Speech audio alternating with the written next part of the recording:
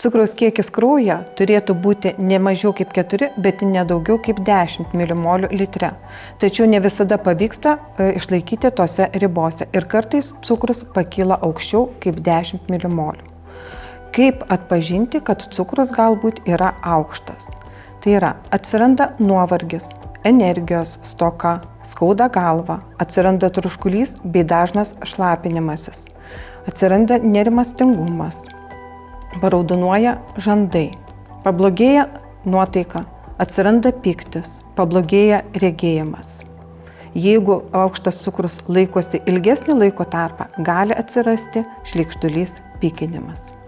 Nebūtinai visi šitie išvardinti požymiai pasireikš vaikui, tai yra labai individualu, todėl būtina aptarti su vaiko tėvais ar globėjais apie konkrečius vaiko aukšto cukraus jaučiamus požymius. Jei pastebėjote šitos požymius, reikėtų pamatuoti cukraus kiekį kraujyje. Tačiau jeigu net ir pamatote aukščiau 10, nereikėtų stresuoti, nes 1 valandą po valgio cukrus gali kilti aukščiau net ir nesergant diabetu. Tuo labiau sergant diabetu jis gali kilti dar aukščiau. Ir jeigu yra suleista tinkama insulino dozė, dar po 1 valandos cukrus turėtų nukristi. Tačiau jeigu ir po 2 valandų išlieka aukštas cukraus kiekis kraujyje, tuomet reikėtų suleisti insuliną. Ar reikėtų suleisti insuliną ir jeigu reikia, kokia reikalinga dozė, reikia aptarti su tėvais.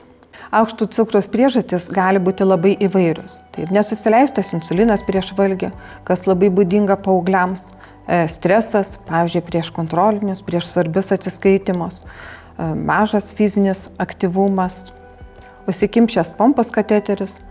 Net ir esant aukštam cukraus kiekiu kraujyje, jeigu vaikas gerai jaučiasi ir yra suleistas insulinas, cukrus po kurio laiko nukris. Todėl vaikas gali likti mokykloje. Tačiau jeigu vaikas jaučiasi blogai, būtina susisiekti su vaiko tėvais ar globėjais ir aptarti tolimesnius veiksmus.